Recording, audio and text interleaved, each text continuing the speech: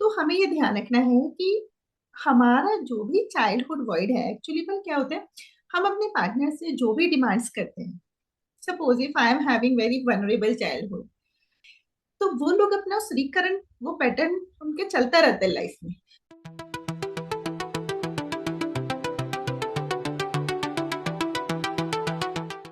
Hi Ma, how are you?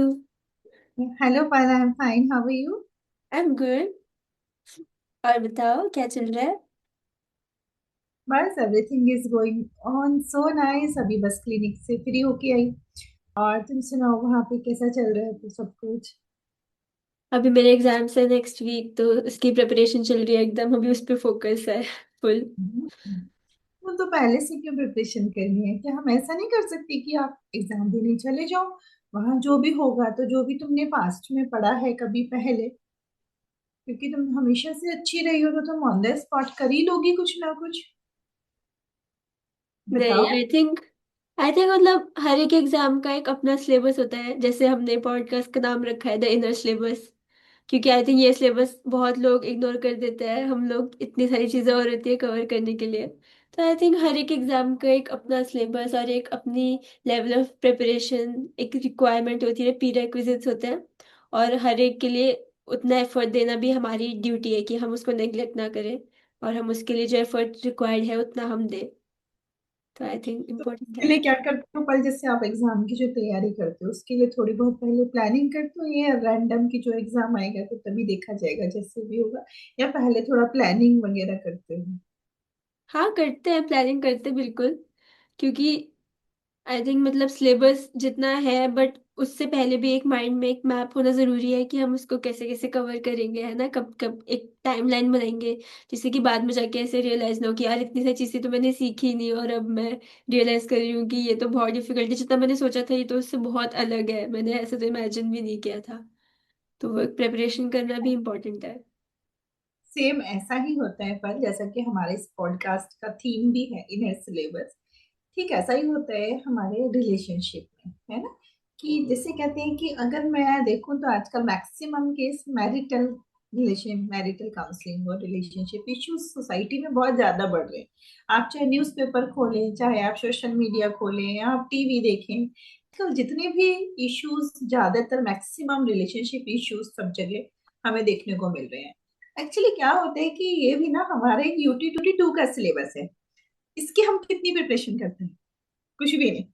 जो छोटे छोटे एग्जाम है, जैसे बहुत छोटे छोटे क्लास टेस्ट टाइप, उनकी तो हम बहुत प्रिपरेशन करते हैं। लेकिन जो हमारा ये UT2 का सबसे मेन सिलेबस है, इसके लिए तो हम ऐसा लगता है कि अच्छा इसकी भी तैयारी करनी होती है। इसीलिए क्या होता है, हमें लगता है कि सारे क्वेश्चन पेपर ना इसमें बिल्कुल वैसे आएंगे जैसे मैंने सोचा है, जो मैंने पढ़ रखे हैं। हम ये ब्लाइंडली मान के चलते हैं। लेकिन जब शादी के बाद या फिर शादी से पहले हम जैसे रिलेशनशिप में होते हैं, अगर कुछ क्वेश्चंस ऐसे आ जाते हैं जो बिना पढ़े, बिना गो थ्रू की, तो वहां पे सोचने की जगह कि उसको हम कैसे सॉल्व कर सकते हैं, समीकरण लगाने की जगह हम पैनिक हो जाते हैं और हमको लगता है यार तो मेरी ईगो पे आ गई कि मुझे नहीं आता ये चीजें। और हम एस्केपिज्म अपना लेते हैं, ब्लेम गेम, कि भैया एग्जाम पेपर वाले ने ना कुछ, एग्जामिनर ने पेपर ही गलत बनाया, कि मतलब इस फैमिली में या इस लड़के के साथ या इस लड़की के साथ ये प्रॉब्लम ही है, इस लड़की के साथ मुझे सर्वाइव नहीं करना।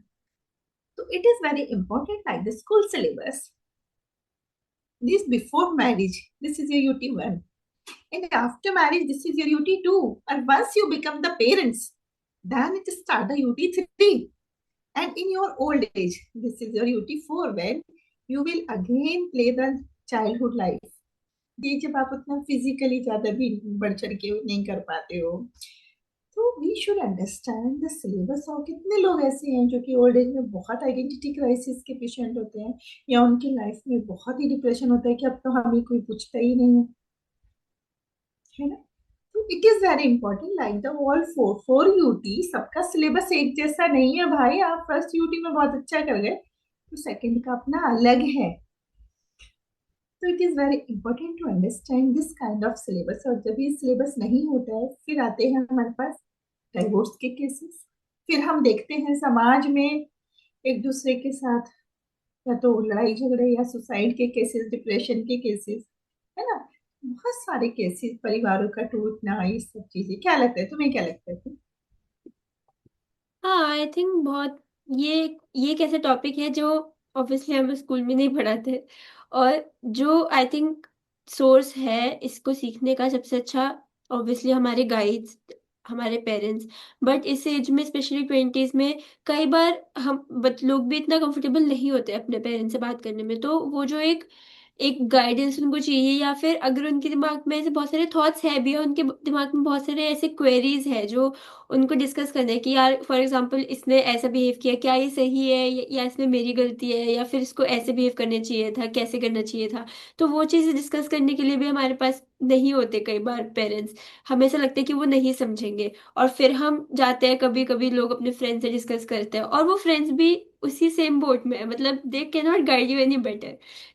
इट माइट बी कि ठीक है उन्होंने, मे बी उनको थोड़ा एक्सपीरियंस होगा, इसलिए वो आपको कुछ कुछ दे देंगे टिप्स, बट आई थिंक ये एक ऐसी चीज है ना जो, वो सिलेबस जब तक हम खुद से कवर नहीं करेंगे तब तक हमें बस हम मिसगाइड होते रहेंगे और लोगों से। तो कितना इंपॉर्टेंट है कि हम एक बार एक्चुअली में बैठ के कोई ऐसा गाइड हो, या फिर जैसे आप बता रहे हो, मतलब रिलेशनशिप काउंसलिंग के लिए लोग आते हैं, तो कोई ऐसे थेरेपिस्ट या कोई ऐसे रिलेशनशिप काउंसलर या अपने पेरेंट्स से डिस्कस करे, और एक्चुअली में समझे कि कैसे इस चीजों में प्रोसीड करना चाहिए, और instead of harming yourself because you don't know about these things and harming the other person।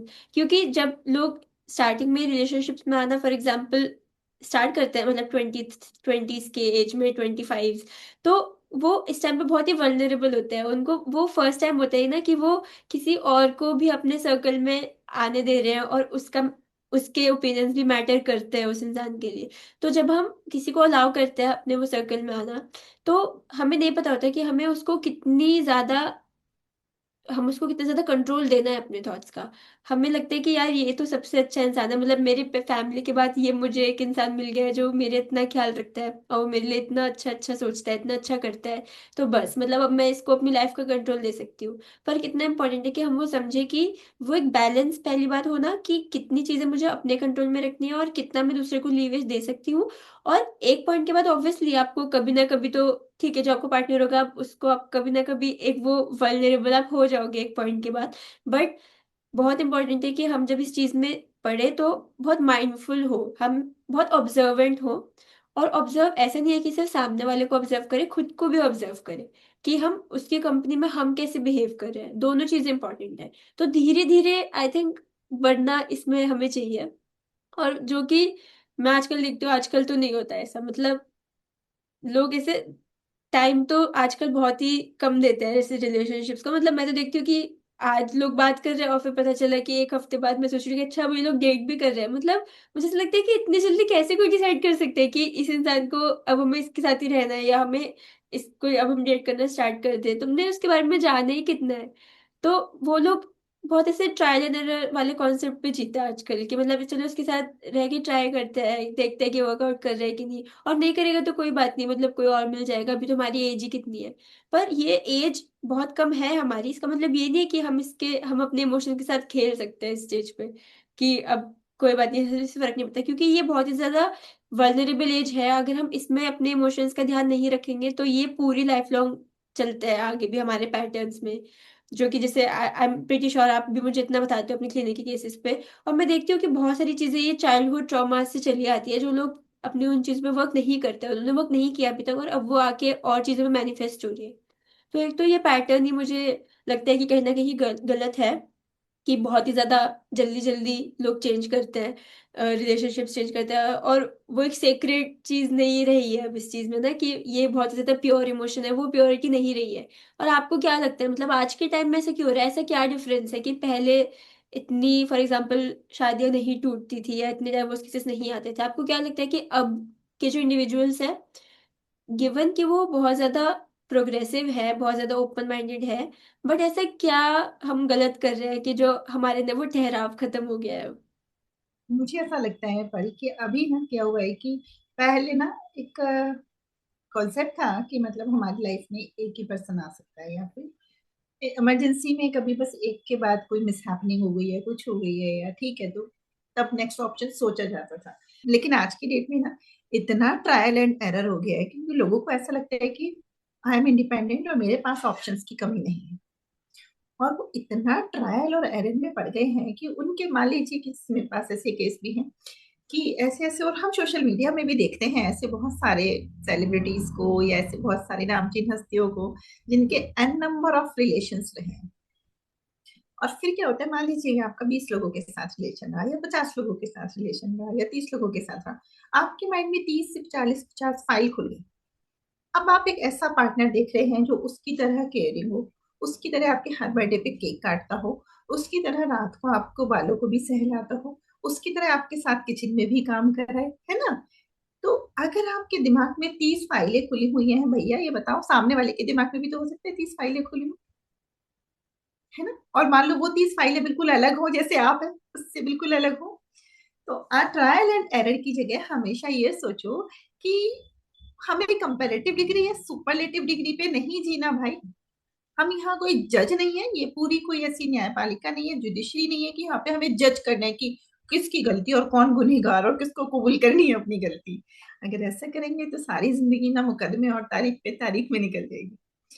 हमको देखना है कि ये एक सेक्रेड रिलेशनशिप है जिसमें हम दो डिवाइन सोल यूनिवर्सल कॉन्ट्रैक्ट के थ्रू, एस्ट्रल कॉन्टैक्ट के थ्रू एक दूसरे के साथ हील होने और एक दूसरे के साथ ग्रो होने और इवॉल्व होने के लिए आए। तो our purpose is just to make mutual journey very happy. और जो भी हमारे ऑर्बिट पे है उन सबकी लाइफ में हमारी वजह से जो हैप्पीनेस हो सके, दैट्स इट, है ना। जिस चीज से फर्क ना पड़ेगी।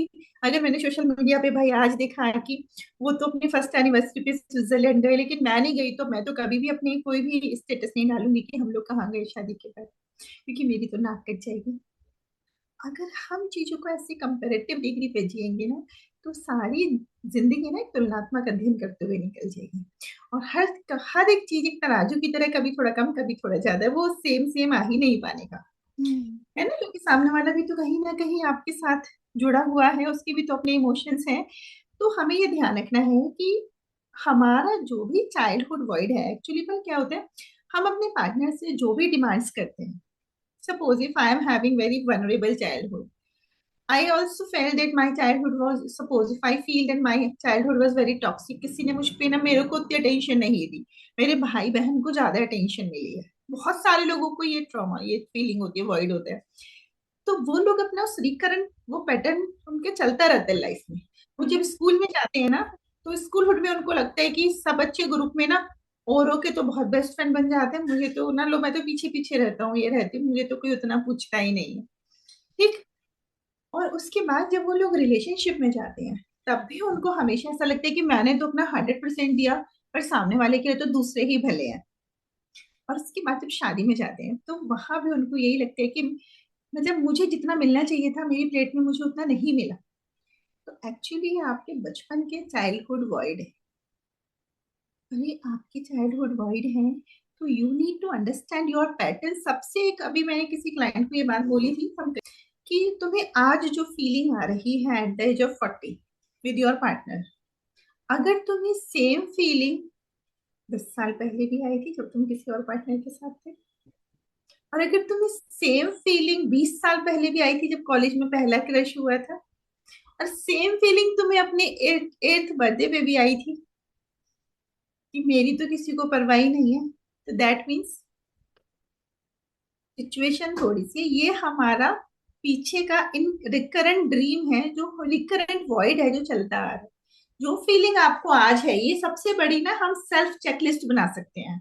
if I'm feeling void, if I'm feeling unattended, if I'm feeling neglected, if I'm feeling unheard, if the same feeling you had when you were 10 years back, 15 years back, 20 years back, and last was when you were 8 years old. If yes, that means it's your childhood void. सामने वाले से आप सोचिए कि मैं वो ना, मुझे भी हैप्पीनेस दे, मुझे मेरे हिस्से का प्यार दे, अपनी खुशियां भी मेरे में देख ले। और जो मेरा वॉइड है, जो मुझे मेरे रिलेटिव से मिलता है, मम्मी पापा से मिलता है, फ्रेंड से मिलता है, टीचर से मिलता है, ये उनको भी कंपेंसेट करे, ऐसा तो बहुत मुश्किल हम्म। है। हम लोग लाइफ को बहुत कॉम्प्लिकेटेड बना देते हैं। एक्चुअली लाइफ तो बस आप एक बच्चे की तरह बन जाओ, और लाइफ की सारी टेंशन खत्म। बच्चा होता है ना, उसको कुछ भी कह दो, वो गिरता है तो उठ के चल देता है मजे से गाना गाते हुए, है ना। हम गिरते हैं कि रिलेशनशिप में अटक गया, ठीक नहीं मिली, हम उठते नहीं, हमें लगता है अब आगे कुछ नहीं हो पाएगा, अब तो हम गिर गए, है ना। बच्चे को कोई कुछ कह दे, वो थोड़ी देर बाद छोड़, है ना। जैसे कहते हैं कि किसी ने पूछा कल बढ़िया भैंस, तो भाई हमने तो यही बोला कि मेरे हिसाब से तो भैंस बढ़िया। अब उसने पूछा ऐसे क्यों, मैंने क्योंकि जब मैं भैंस मैंने बहुत देखी है अपने बचपन में, कई बार दूध लेने जाती थी तो भैंसों के पास बहुत देर खड़े रहते थे, कभी किसी भैंस ने क्वेश्चन नहीं पूछा। लेकिन और सबको पता है कि कौन बड़ा है, लेकिन हर इंसान यही क्वेश्चन पूछ पूछ के अपनी अकल को ज्यादा बड़ा साबित करना चाहता है। तो ज्यादा समझदार कौन, किसी खुद को कुछ भी साबित नहीं करना।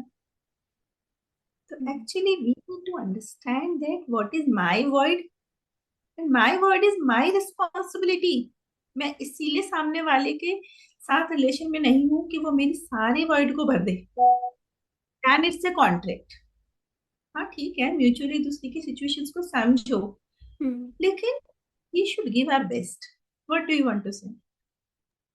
हाँ, क्योंकि आई थिंक इसी यही होता है जब हम बहुत सारी एक ऐसी चेकलिस्ट बना लेते हैं कि मतलब मुझे ऐसा पार्टनर चाहिए, मतलब जो मेरी केयर करता हो, है ना, जो मुझे हर टाइम पूछ रहा हो कि तुम खाना खा रही हो कि नहीं, मतलब बहुत सारी हम ऐसे चेकलिस्ट बना लेते हैं और हम वो परफेक्ट पार्टनर ढूंढते हैं। और इसलिए जैसे फॉर एग्जांपल हम अभी किसी के साथ हैं और हमें ऐसा लगे कि यार इसमें ये चीज़ कमी है, ये तो मैंने जैसे सोची है, नहीं इसमें ये चीज़ एक रेड फ्लैग है मेरे हिसाब से फॉर एग्जाम्पल, तो मुझे लगेगा कि नहीं नहीं, he is not the right person, कोई और। बट मतलब आई थिंक परफेक्ट पार्टनर मिलना इज लाइक अ मिथ, मतलब ऐसे तो परफेक्ट इंसान तो कोई भी नहीं है, मतलब हम खुद भी नहीं है, सब लोग इंसान है और हर एक में कुछ ना कुछ कुछ अच्छी चीजें कुछ होंगी वॉइस।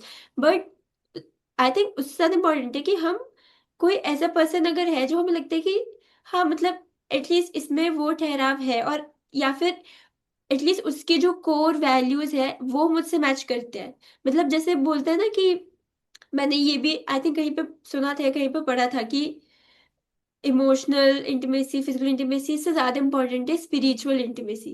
कि जब आपकी वैल्यूज आपके कोर, जब आप वो सोल लेवल पे आप लोग कनेक्टेड हो, that is the most important thing, because बाकी सब चीजें फेड हो जाती है और ये चीज है जो एंड तक आपको कनेक्टेड रखती है। और आई अग्री कि ये डीप चीजें हैं, and these are not some things like which you can dilute by saying कि आप किसी से अभी मिले और आप एक हफ्ते बाद 2 हफ्ते बाद सोचो कि हाँ he is the right person, may be कभी कभी लोगों को मिल जाते होंगे। बट उससे ज्यादा जैसे मुझे लगता है कि अगर हम किसी के साथ बात कर रहे हैं, फॉर एग्जाम्पल टॉकिंग स्टेज में है जैसे, और हमें लगता है कि हाँ इसके साथ कुछ आगे हो सकता है अच्छा, तो ये हमें टाइम टू टाइम जैसे एनालिसिस करते रहना चाहिए कि पहली बात तो हम सामने वाले को तो ऑब्जर्व कर रहे हैं और हम खुद को भी ऑब्जर्व कर रहे हैं कि फॉर एग्जाम्पल मेरी बॉडी कैसे रिएक्ट कर रही है कि जब मैं उसके साथ बात कर रही हूँ या मैं उससे बात नहीं कर रही हूँ फॉर एग्जाम्पल। तो जब मैं अकेली हूँ खुद के साथ तो मैं अपने आप को उसके पर्सपेक्टिव से हमेशा देखने की मुझे आदत पड़ गई है कि मैं हर एक एक्टिविटी करके सोच रही हूँ कि यार उसको कैसा लगेगा। मैं फॉर एग्जांपल कुछ मैं फॉर एग्जांपल कुछ खाना बना रही हूँ तो मैं ये सोच रही हूँ कि यार ये उसको कैसा लगेगा, मतलब मैं बहुत ज्यादा कॉन्टेम्पलेटिव, वो बहुत ही ज्यादा स्क्रूटिनी वाले अगर लेवल पे आ गई हूँ, that is I think again an alarm की। क्योंकि फिर मैं धीरे धीरे ना उसकी मर्जी पे रहना इसका मतलब स्टार्ट कर रही हूँ कि मैं हमेशा अपने आप को उसके पर्सपेक्टिव से जज कर रही हूँ। बट एक्चुअली में अगर कोई ऐसा पर्सन है ना जिसके साथ आपको रह के बहुत ही लाइट फील हो रहा है, आपको लग रहा है कि अब मुझे अपने में कोई चेंज करने की जरूरत नहीं है, वो मुझसे कुछ डिमांड नहीं कर रहा है ऐसे कि मुझे अपने को ऐसे प्रेजेंट करना है, मुझे अपने आप को ऐसे चेंज करना है, but I can truly be my self, that does not mean that you will not have to change yourself। मतलब obviously if you want to make that relationship work, you should be open to listening to the other person, what if there are some things which they feel like कि ये थोड़ा बहुत हमें change करना है या उनको कुछ चीजें नहीं पसंद, तो इम्पोर्टेंट है कि हम उस पर बैठ के बात करें। बट एक वो ओपननेस होना इम्पोर्टेंट है, और ऐसा भी नहीं है कि तुम पूरी की पूरे अपना पूरा रिमोट तुमने उसको ही दे दिया है कि अब बस वही मुझे कंट्रोल कर रहा है। बट खुद से भी रिजिड होना भी गलत है। जैसे आपने अभी एग्जांपल दिया कि बहुत लोग होते हैं जिनको शुरू से टेंशन नहीं मिलता, एंड देन दे एक्सपेक्ट कि अब हमें सामने वाला अटेंशन दे, जो भी हमारी हमें वर्ड है वो सामने वाले फील करे। आई थिंक इसका ऑपोजिट वर्जन भी होता है कई बार, कि जिन लोगों को शुरू से बहुत ज्यादा टेंशन मिलता है, या जिनको शुरू से बहुत ज्यादा हर एक चीज में एकदम टॉप पे रहने की आदत है, तो वो उनको ऐसा लगता है कि जो उनका पार्टनर होगा वो भी उनको एकदम वैसे ही ट्रीट करेगा, कि वो बिल्कुल उनके पीछे पीछे घूमता रहेगा। बट ऐसा क्यों हम इमेजिन करें कि एक हायरार्की, हम क्यों इमेजिन करें कि भाई ये ऊपर और मैं नीचे, या वाइस वर्सा। एक इक्वल फुटिंग पे होना इंपॉर्टेंट है ना, और उसके लिए अपनी ईगो को स्विच ऑफ करना, सेल्फ रिस्पेक्ट को स्विच ऑफ करना नहीं, बट ईगो को स्विच ऑफ करना इज इम्पोर्टेंट। जब एक वो होना सामने वाला एक पर्सन हो कि उसके लिए फिर मुझे ईगो नहीं है, मतलब उसके लिए ऐसे कि यार अब मेरे लिए नहीं है तेरे लिए ईगो, मतलब सिर्फ प्यार है और नहीं है ईगो वीगो, नहीं है कुछ भी। मैं इतना नहीं सोच रही हूँ कि मैं इसको कॉल बैक करूँ कि नहीं करूँ, इसने मुझे इतनी देर बाद रिप्लाई किया तो मैं भी इसको इतनी देर बाद रिप्लाई करूँ। जब वो कंपटीशन नहीं है, तो वो I think is the natural ease which I think should be there. जब अंदर से कॉल आएगी टेढ़ा है पर मेरा है, हाँ। वही समथिंग थोड़े इज से। Not allowed but it's okay. Hmm. हाँ, मतलब वो बस इनसिक्योरिटी ना हो, मतलब वो पता हो कि यार ये इंसान मेरा है, मतलब चाहिए किसी से भी बात कर रहे हैं। बहुत लोगों को ऐसा होता है कि मतलब ये और किसी से बात ना करे, बहुत ऐसा अगर बात कर रहे हैं तो इसका मतलब कि नहीं, इसको तो हर किसी से बात करनी है, तो इतना पीपल प्लीजर है। बट एक जब वो कंफर्ट आ जाता है ना कि भाई ये पता है ये किससे भी बात कर रहा है, बट ये है तो मेरा ही पसंद, तो वो एक ईज होना कितना इम्पोर्टेंट है। बट मुझे तो लगता है आजकल जब मैं देखती हूँ कि उनको ऐसा लगता है कि ठीक है, मतलब अगर ये नहीं चला तो ठीक है, कोई और मिल जाएगा। और वो खुद ही आई थिंक सेल्फ डैमेज होता रहता है एक पॉइंट के बाद, जब हम अपने इमोशंस हर किसी को एकदम ऐसे सिर्फ फ्री में बांटते रहते हैं, और फिर वो डाइल्यूट हो जाती है, वो जो एक सीक्रेट फीलिंग होती है लव की, एंड वो डाइल्यूट हो जाती है एक पॉइंट के बाद। तो आई थिंक बहुत इंपॉर्टेंट है हम थोड़ा माइंडफुली करें, अपने अपने इमोशंस को खर्च बहुत माइंडफुली करें, जिससे कि हम ऐसे हर्ट ना हो बार बार। मुझे ऐसा लगता है एक अच्छी रिलेशन को चलाने के लिए सबसे पहले प्रॉब्लम ओरिएंटेड होने की जगह की कितनी बड़ी प्रॉब्लम है इसके साथ सॉल्यूशन ओरिएंटेड बन जाओ, है ना। कि हम जो भी प्रॉब्लम है बात करेंगे, लेकिन बात हम ऐसे करेंगे कि बात तो कई बार छोटी होती है लेकिन टोन खराब होती है जिससे वो बातें बिगड़ जाती है ना। हम उस टोन में बात करें जिस टोन में हम अपने लिए भी सुनना चाहते हैं। दूसरी चीज ये है कि कोई भी चीज है, आप ये समझ लीजिए कि जितने अंदर से हर्ट आप हैं उतना हर्ट दूसरा भी तो हो सकता है। तो you just try to heal together, heal together and heal together. और कभी कभी हम अपनी ना ईगो को सहेजते हुए भी कॉन्फ्लिक्ट को रिजॉल्व कर सकते हैं, है ना। फॉर एग्जाम्पल मेरी तुम्हारी लड़ाई हुई है, वी आर पार्टनर, तो मैं तुमसे बोल सकती हूँ कि अगर तुम चाहो तो मेरे रूम में आके सो सकती हो, जबरदस्ती तो नहीं करूंगा। And if you just come and से ठीक है मैं आके सो रही हूँ पर मुझसे बात नहीं करना, है ना? तो मैंने अपनी ईगो को भी सेटिस्फाइड किया, लेकिन मैंने तुम्हें एक ऑफर भी दिया कि यू जस्ट कम, है ना। और तुमने भी अपनी ईगो को सेटिस्फाइड किया, लेकिन तुमको लगा कि ठीक है ना। तो बात करने का हमारा हर डायलॉग ऐसा होना चाहिए कि जो आग लग चुकी है ना वो शांत हो, हम्म। ना कि हर एक बात से बात ऐसे करो कि बात बने और बातें ना बने। तो हमेशा ठहराव लाओ, किसी भी रिलेशनशिप को तोड़ना तो एक सेकंड में संभव है, हम कर सकते हैं, हम तोड़ सकते हैं। लेकिन समझदारी उसमें है कि अगर आप किसी भी रिलेशनशिप को बना के, हम्म।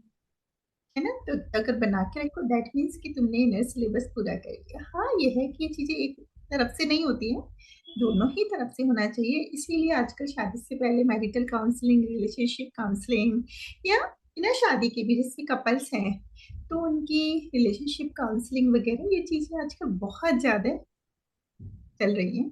तो we should try to understand कि किसी भी यूटी में भाई अगर आप बैठ रहे हो एग्जाम में तो ऐसे बैठो कि पहले पूरी तैयारी के साथ, जिससे कि ना तुम हर्ट हो ना मैं हर्ट हूँ, हम दोनों लाइफ को एंजॉय करें, हम्म। है ना। सो और मुझे मुझे इससे एक और बात याद आई कि जैसे हमने तो डिस्कस किया कि हमें किन किन बातों का ध्यान रखना है, मतलब हम कैसे ट्राई कर सकते हैं कि कोई इक्वेशन को वर्क कराने पे हम कैसे फोकस कर सकते हैं, ना कि इस चीज पे कि हम बस उसे टेस्ट कर रहे हैं कि ये चल रहा है, नहीं चल रहा, नहीं चल रहा तो अगला वाला हमारे पास ऑप्शंस है। बट कभी कभी जेन्युइनली ऐसा होता है कि हम जेन्युइनली हमने बहुत ज्यादा अच्छे से उसको ट्राई किया कि वो वर्कआउट करे, बट नहीं करती वर्कआउट। तो आपको ऐसे क्या लगता है कि मतलब उस चीज को फिर कैसे कोप अप करना चाहिए? जैसे लोग इतने, जैसे लोगों के हार्ट ब्रेक्स होते हैं, तो मैं ऐसे देखती हूँ कि मतलब लोग ना बहुत ज्यादा उस चीज से शैटर हो जाते हैं, और फिर वो बहुत ज्यादा ट्राई करते हैं नॉर्मल होने का, बट कहीं ना कहीं मतलब बार बार उनको वो फ्लैशबैक्स आते रहते हैं कि पहले कितना अच्छा टाइम था जब बात कर रहे थे और सब कुछ कितना अच्छा था, क्योंकि वो बहुत सारी आगे की चीजें इमेजिन कर चुके होते हैं, उस पर्सन के साथ रहना इमेजिन कर चुके होते हैं। तो कैसे इसको अपने मन को समझाना चाहिए, और कैसे अपने वापस वो एक इंडिविजुअल स्पार्क एक वापस लानी चाहिए कि नहीं, मेरी भी खुद एक आइडेंटिटी है, इट इज इरिस्पेक्टिव ऑफ कि वो पर्सन मेरे साथ है या नहीं। कल एक चीज बताओ कि मान लो कि हम यहाँ से एक जर्नी पे गए, ठीक है, और रास्ते में मेरे साथ कोई को पैसेंजर बैठा जो बहुत दूर तक चला और हमने सोचा कि शायद हम आगे तक जाएंगे, लेकिन बीच में उसकी यात्रा पूरी हो गई, वो कहीं उतर गया और हमारा जितना सफर था अच्छा भी था, पर हाँ मैं उसको मिस कर रही हूँ, है ना। तो we should try to understand कि क्या वो इसीलिए गया क्योंकि मेरी गलती थी, क्योंकि हमारे माइंड को हमेशा लॉजिक चाहिए। उसने मुझे मेरी गलतियां गिनवाई वो नहीं, हम सबको अपना अपना पता होता है, क्या सच में मेरी गलती थी, मैंने उसको उतार के भेजा, वो तो आगे तक के स्टेशन पे जाता। If the answer is no, I tried my best, then we should understand that it was this time, और हमें यहाँ तक साथ लिखना था। If I am not wrong, तो आई शुड मूव अहेड। और हमें, this is life is a solo trip, boarding is solo, deboarding is solo, and we should, जब आपका कोई भी साथ ना दे तो उस समय पे अपना साथ थोड़ा ज्यादा दो। कहते हैं हम कभी अकेले नहीं होते, हमारे साथ हमेशा हमारे ड्रीम्स, हमारे एस्पिरेशंस और हमारे आगे बढ़ने के सपने होते हैं। People will board and D board, एक लेवल पे आके पेरेंट्स भी डी बोर्ड करते हैं, एक लेवल पे आके पार्टनर भी कई बार हो जाते हैं, है ना, बच्चे भी कई बार डी बोर्ड कर जाते हैं कि कहीं बाहर चले जाते हैं अपने अपने पार्टनर के साथ, है ना, वापस आ नहीं पाते, फिर उधर ही सेटल हो जाते हैं। लेकिन हमें शुरू से हर एक चीज के लिए अपने माइंड को तैयार रखना चाहिए, क्योंकि लाइफ ना एक स्क्रिप्टेड स्टोरी नहीं है, इट इज अनस्क्रिप्टेड ड्रामा। कभी भी कुछ भी मोड़ आ सकता है, कितना भी बड़ा स्पीड ब्रेकर आ सकता है, कुछ समय के लिए शेक होंगे, but you should always understand that show must go, hmm. and we should try to use some self-help mechanisms, some self-help strategies and techniques, and through the so many uh, so many life coaches, with the help of so many life coaches and so many self-help practices, we can move ahead. दुनिया में कोई भी ऐसा दुख नहीं है जो हमारी मर्जी के बिना हमें रोक सके। हम्म। और मुझे लगता है कि अगर हमें वो लग रहा है कि वो पर्सन अब नहीं है, तो जब हम इस पे कॉन्टेम्पलेट कर रहे हैं, तो हमें बस आई थिंक उससे लर्निंग लेना ज्यादा इम्पोर्टेंट है कि वो पर्सन हमारी लाइफ में आया तो वो हमें क्या सिखाने आया था, क्योंकि अगर हम वो नहीं सीखेंगे तो वो पैटर्न फिर से रिपीट होता रहेगा जब तक हम वो चीज़ नहीं सीखेंगे। जैसे अभी हमने पहले डिस्कस किया ना कि जो हमारी फैमिली से हमने नहीं सीखा, तो वो आगे जाके फिर हम अपने पार्टनर में ढूंढ रहे हैं कि नहीं, हमें वहां से वो लव चाहिए, वो अटेंशन चाहिए। तो लाइफ में कई बार ऐसा होता है कि जो इवेंट्स होते हैं हमारी लाइफ में, या फॉर एग्जांपल जो कैरेक्टर्स आते हैं इस प्ले में, तो वो हमें कुछ सिखाने आए, और जब हम उन पे उनसे वो चीज़ नहीं सीखते तो वो चीज़ ड्रैग होती रहती है, और हमें ऐसा लगता है कि यार ये पैटर्न्स बार बार रिपीट हो रहे हैं। तो एक बार अगर हम बैठ के सोचे और उससे सीखे, देन आई थिंक हम इजीली मूव ऑन कर पाएंगे, हमारा पर्सपेक्टिव चेंज कर पाएंगे उसके लिए। तो because each and every pattern needs some attention, हमारी लाइफ में जो भी होता है ना, yes. sometimes we receive an alarm call. Hmm. It's something need to be attended, something need to be learned now. हम्म। और जो चीज हम टाइम से सीख लेते हैं उसको फिर टाइम नहीं सिखाता, क्योंकि जो चीज टाइम सिखाता है वो बहुत मुश्किल पड़ती है, तो अच्छी चीजें के टाइम से ही सीख ले, है ना। हम्म। सो it was a very nice session pal with you, yes. and thank you. really it was a treat for me. And I think the people who are watching this, who will be watching this episode, you are welcome to give your comments, and your comments and on which topic you want to make us next sessions done. Please write in the comment box. Yes. Thank you so much, Ma, for your time. I really enjoyed it. I think this was like a sequel to the previous podcast we did on relationships. And I think this was somewhat a different perspective, क्योंकि वहाँ पे हमने discuss किया था कि मतलब एक ideal relationship कैसा होना चाहिए, बट एक्चुअली में real life is different from real life, जैसे कि आप कहते हो, है ना। तो एक्चुअली में रियल लाइफ में it is not so easy, मतलब आई थिंक रिलेशनशिप्स और like loving someone it's not easy, it's not like a cake walk. बहुत सारे उसमें अप्स एंड डाउन्स आते हैं, और आई थिंक जो हमने आज डिस्कस किया वो कहीं ना कहीं हेल्प करेगा हमें वो चीज़ें रियलाइज करने में, वो पैटर्न्स आइडेंटिफाई करने में, और अपने आप में करेक्ट करने में चीज़ें। So yes, I really enjoyed it, thank you so much. Bye. Thank you. Bye. Bye.